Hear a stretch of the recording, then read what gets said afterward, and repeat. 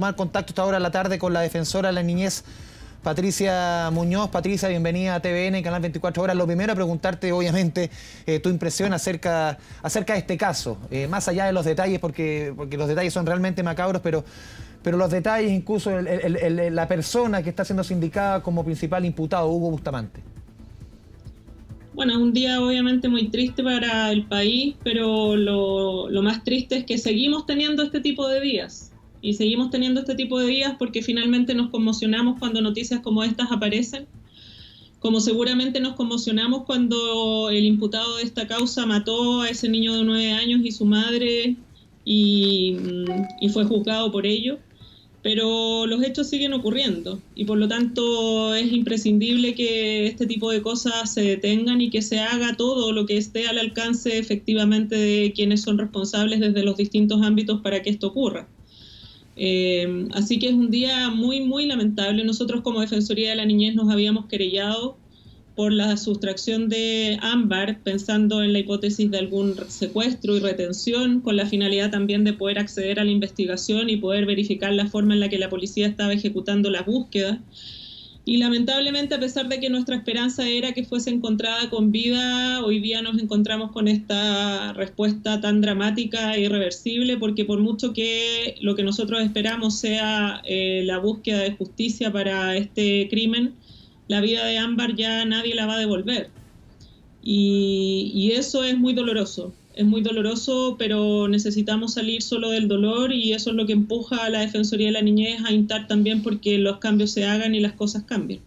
Sí, te preguntaba, Patricia, por el caso, por este sujeto, por Hugo Bustamante Pérez, quien fue condenado el año 2005, y tú habías mencionado justamente en declaraciones que revisamos hace un rato, no sé cuál fue el concepto que usaste, no eran irregularidades, pero cuando se le otorgó esta libertad condicional habían ciertos elementos que no cuajaban, de acuerdo a la información que tú entregaste. O sea, dentro de los requisitos que se plantean para la obtención de libertades condicionales está como uno de los tópicos a analizar por las comisiones que revisan esto, el informe que realiza una comisión o un grupo de expertos de gendarmería, que deben determinar efectivamente si las condiciones personales y sociales de quien está postulando el beneficio lo hacen merecedor de este o no. Y lo dramático de este caso es que en el año 2016 Gendarmería no recomendó la concesión del beneficio de libertad condicional. Y a pesar de esa sugerencia y informe técnico que decía que no se recomendaba, en definitiva la comisión encargada le da la libertad condicional. Y le da la libertad condicional a un sujeto que había matado a su pareja, había matado al hijo de su pareja de 9 años y los había metido en un tambor, había cubierto el tambor con cal, había trasladado el tambor para poder enterrarlos en un patio.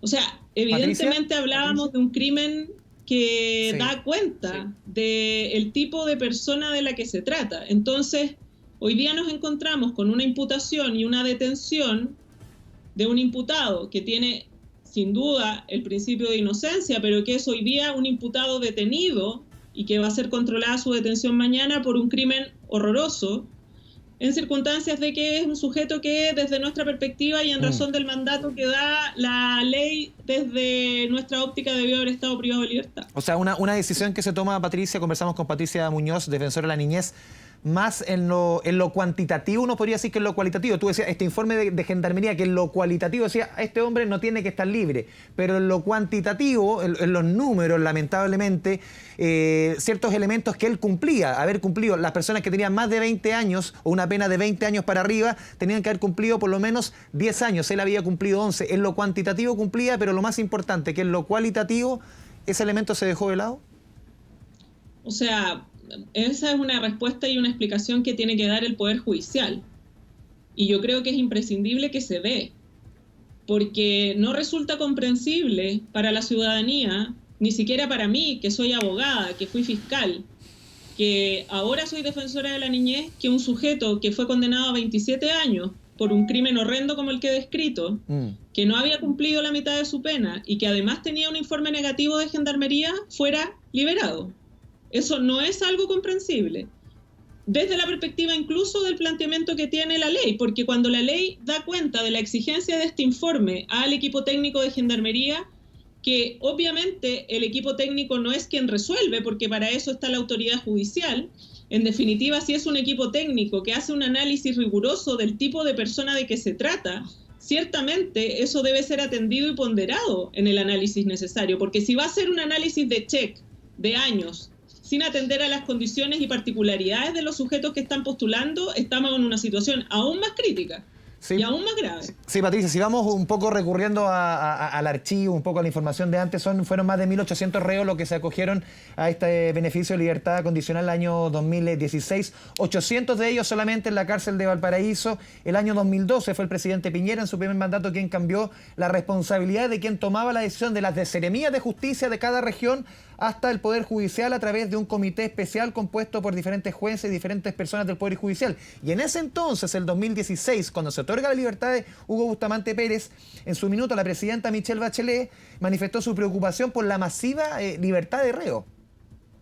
Sí, de hecho eso es importante clarificarlo porque también vi cierta información que decía que se había indultado a este sujeto por la presidenta Bachelet y eso no es correcto. Esto es un beneficio de libertad condicional porque que otorga el Poder Judicial. Este sujeto fue concebida por la Corte de Apelaciones de Valparaíso, por la Comisión de Libertades Condicionales de la Corte de Apelaciones de Valparaíso el año 2016. Esa es la forma en la cual este sujeto adquiere la libertad.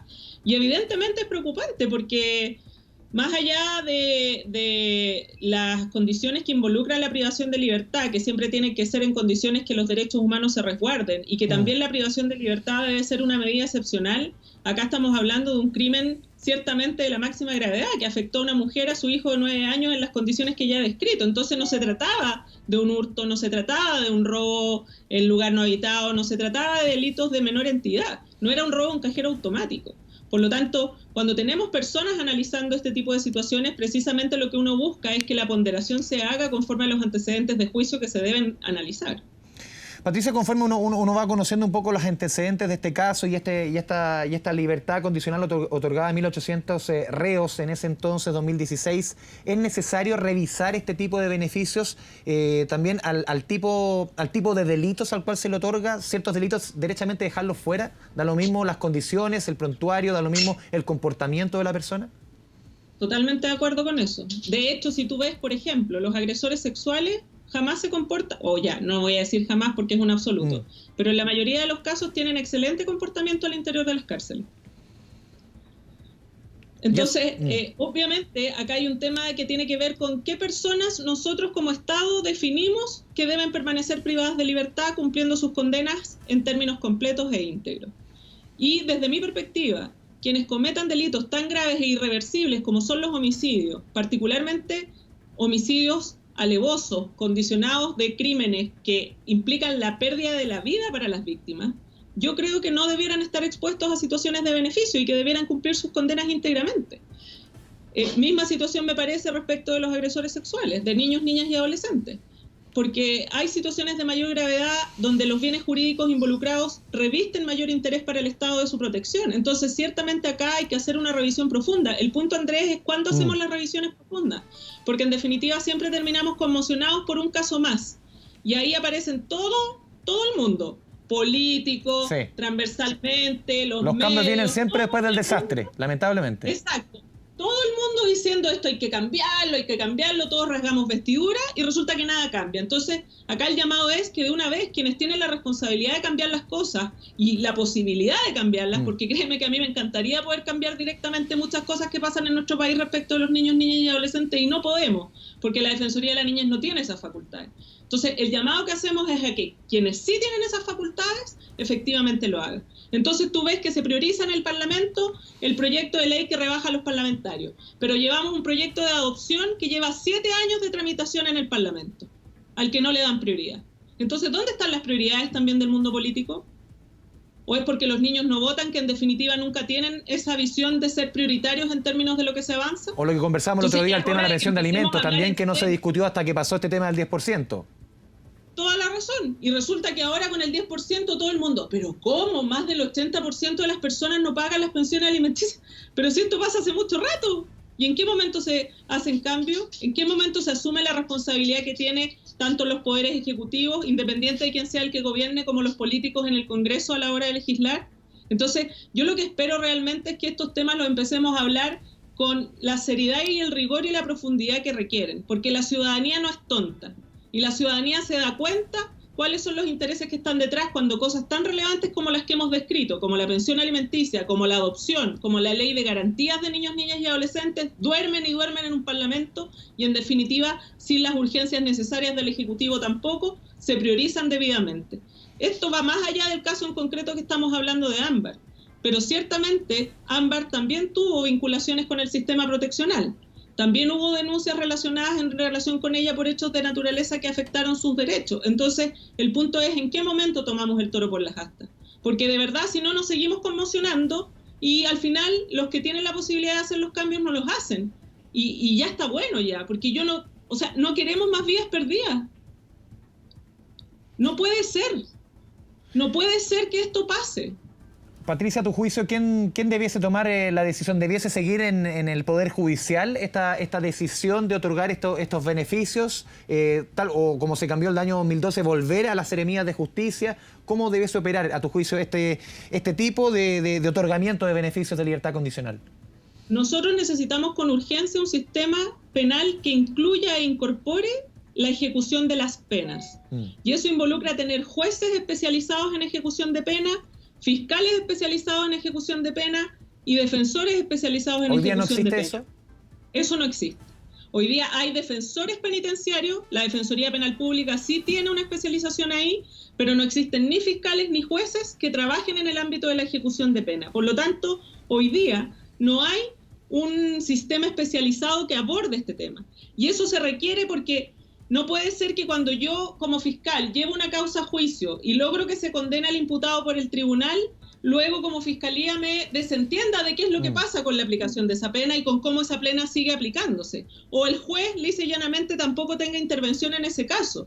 Por eso es que necesitamos una justicia que, así como la defensa ha especializado a defensores penitenciarios, tenga también en las otras dos instituciones responsables personas especializadas. Y ahí hay una tramitación o más bien un proyecto de ley de ejecución en términos de lo que se debe hacer desde el Ministerio de Justicia y Derechos Humanos, que a mí me parece imprescindible y que a todos quienes trabajamos alguna vez en el sistema penal nos parece imprescindible, porque eso permitiría debatir con argumentos, con análisis jurídico, pero también con análisis como de los informes técnicos a los que ya hago referencia respecto del señor Bustamante, donde podamos contrarrestar, ¿no es cierto?, las posiciones y sea un juez que resuelva conforme a los argumentos de las dos partes. Pero ese sistema hoy día no existe y es fundamental en cualquier sistema penal. Patricia Muñoz, defensora de la niñez, te agradecemos esta conversación, este espacio junto a TVN y Canal 24 Horas. Muy buenas tardes. Gracias a ustedes, que estén muy bien. Buenas tardes.